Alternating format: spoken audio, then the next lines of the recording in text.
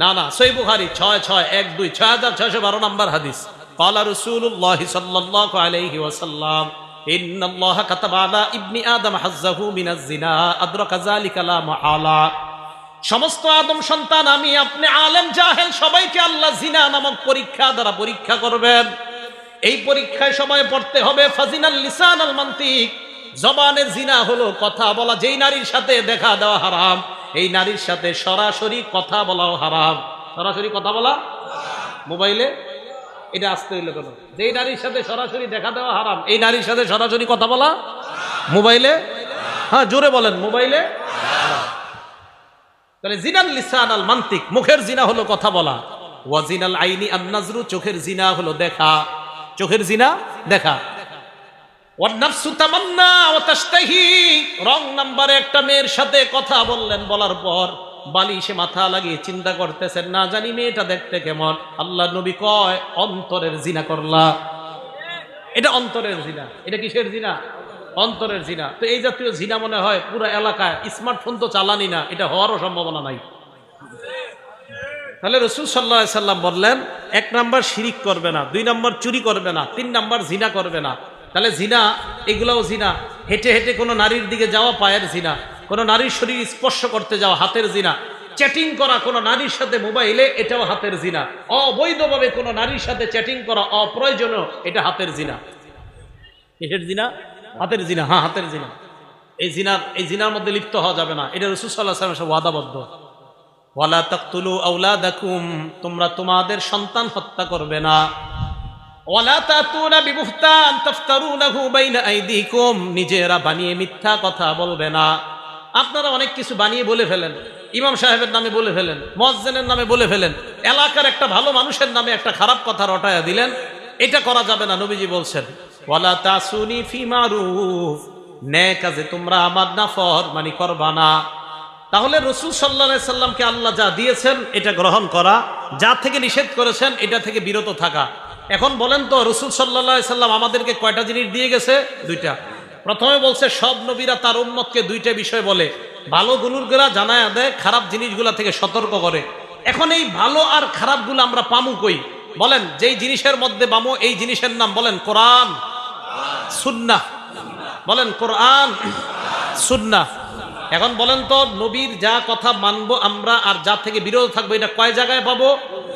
1 number, 2 number সুন্নাহ। মনে থাকবে তো? হ্যাঁ। ক্বালা রাসূলুল্লাহ সাল্লাল্লাহু আলাইহি ওয়াসাল্লাম, সহিহুত তারগিব একটা কিতাবের নাম, হাদিস নাম্বার 40। নবীজি বলেন, তারাকতু ফীকুম মা ইন ইতাসামতুম বিহি ফালান তাদিল্লু আবাদা।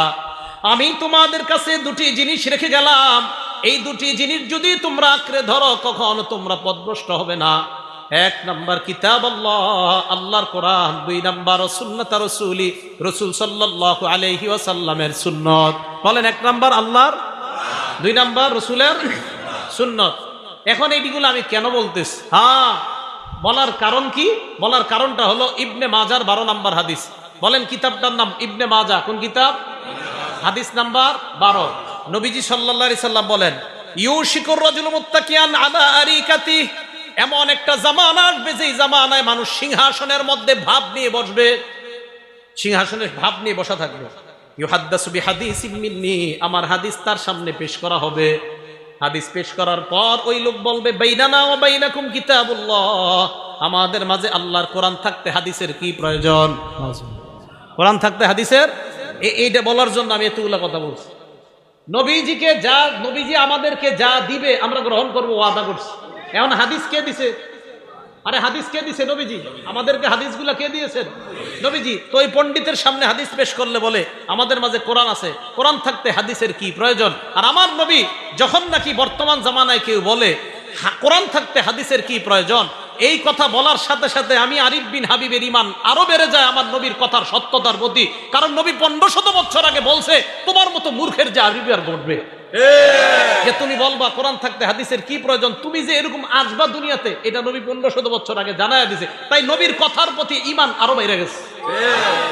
নবীজি বলেন, এমন একটা জামানা আসবে যেই জামানায় এইভাবে মানুষ বসা থাকবে, তার সামনে হাদিস পেশ করা হলে সে বলবে কোরআন থাকতে আবার হাদিসের কি প্রয়োজন, এই কথা বলবে। আর কি যুক্তি দিবে? ফামা ওয়াজাদনা ফীহি মিন হারামিন হাররামনা, কোরআনে যেটা হারাম এটাই তো হারাম।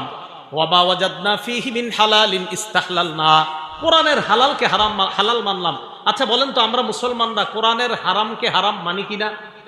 কোরআনের হালালকে হালাল মানি কিনা? তো ওই লোক যুক্তি দিয়ে আপনারে বুঝাবে কোরআনের হারামকে হারাম মানি, কোরআনের হালালকে হালাল মানি, হাদিসের কি প্রয়োজন, এই যুক্তি আপনাকে দিবে। তখন আপনি পাল্টা প্রশ্ন করবেন, ভাই কোরআনের মধ্যে আছে রুকু করো, কোরআনের মধ্যে আছে সিজদা করো, ইয়া আইয়ুহাল্লাযীনা আমানুর কাউ, হে ঈমানদারগণ তোমরা রুকু করো, ওয়াসজুদু সিজদা করো।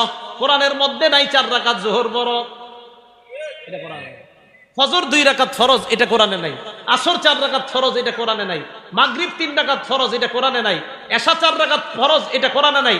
কোরআনে আছে নামাজ পড়ো, কোরআনে আছে রুকু করো, কোরআনে আছে সিজদা করো।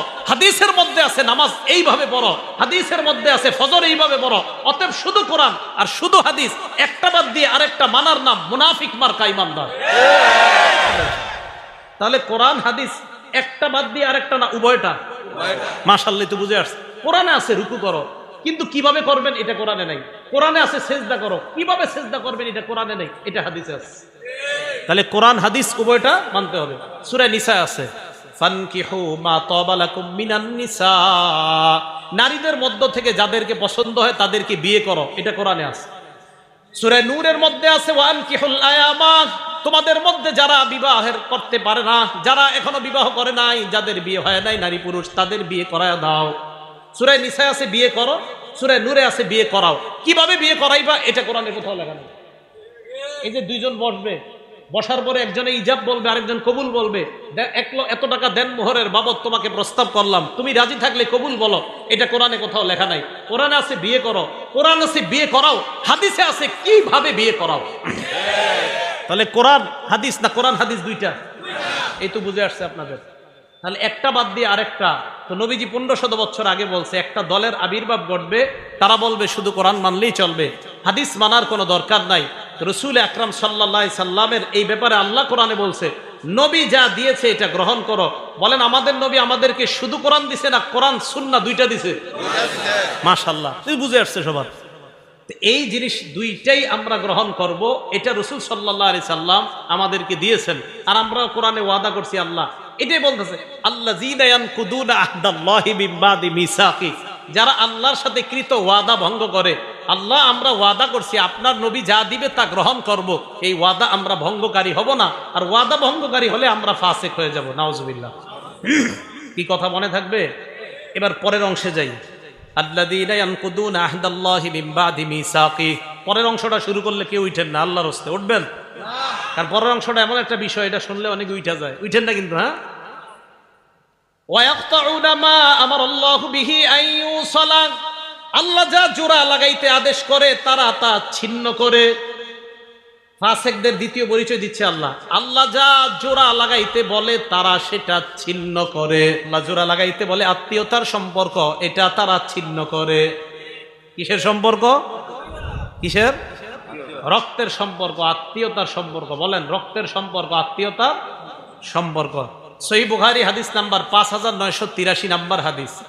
এক ব্যক্তি রাসূল আকরাম সাল্লাল্লাহু আলাইহি সাল্লামের কাছে আসছে, আসা বলে, আখবিরনি বিআমালিন ইউদখিলুনিল জান্নাহ, ইয়া রাসূলুল্লাহ এমন কিছু আমল আমাকে বলেন যে আমলটা করলে আমি আল্লাহর জান্নাতের মেহমান হয়ে যাব। এই প্রশ্ন করার পর সাহাবারা বললেন, ফাকালাল কওম মালাহ মালাহ, সাহাবারা বললেন এই লোকটার কি হইল, এই লোকটার কি হইল, কি প্রশ্ন করে, এমন আমল বলেন যে আমল করলেই জান্নাতে যাব, লোকটার কি হলো? নবীজি বলে, আরে থামো, অরবুল মালাহ, লোকটার প্রয়োজনীয়তা আছে তাই জিজ্ঞাসা করছে। নবী বললেন 4 আমল করবা, মরলেই জান্নাতি হবা।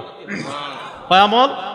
1, তা'বুদুল্লাহ লা তুশরিকু বিহি শাইআ, শিরিক মুক্ত ইবাদত করবা। কি মুক্ত ইবাদত? শিরিক। উলামায়ে হযরতদের কাছে আবদার করব, মানুষের পায়ে ধরে ধরে বুঝান, ভাই শিরিক করেন না। আমাদের হাজারো মুসলমানরা নামাজ পড়ে 5 ওয়াক্ত, কিন্তু সে যে শিরিক করে সে জানেও না। বিভিন্ন দিন আসলে, বিভিন্ন মাস আসলে, বিশেষ করে রজব মাস আসলে, কোন মাস? আরে কোন মাস? সামনে তো এই পদ্মা ব্রিজ না, তো পদ্মার এই পাশে কিছুটা গ্রান আছে, আর ওই পাশে তো মাশাআল্লাহ কঠিন গ্রান। গ্রান মানে গন্ধ, বেদাতের গন্ধ। বেদাতের তো গ্রান হয় না, গন্ধ। কি হয়? গন্ধ। তো দেখেন, 1 নাম্বার তা'বুদুল্লাহ, আল্লাহর ইবাদত করবা, শিরিক করা যাবে না। 2 নাম্বার তুকিমুস সালাহ, সালাত কায়েম করবা। 3 নাম্বার তুতি যাকাত, যাকাত আদায় করবা। 4 নাম্বার তাসিলুর রহিম, আত্মীয়তার সম্পর্ক জোড়া লাগাইবা, রক্তের সম্পর্ক জোড়া লাগাইবা। মারা যাইবা, আল্লাহ পাক তোমাকে জান্নাতের মেহমান বানায়া দিবেন। তাহলে 4 নাম্বার রক্তের সম্পর্ক, 4 নাম্বার আত্মীয়তার সম্পর্ক। এটা আল্লাহ আদেশ করছে জোড়া লাগাইতে, এটা ছিন্ন করার আদেশ করে নাই।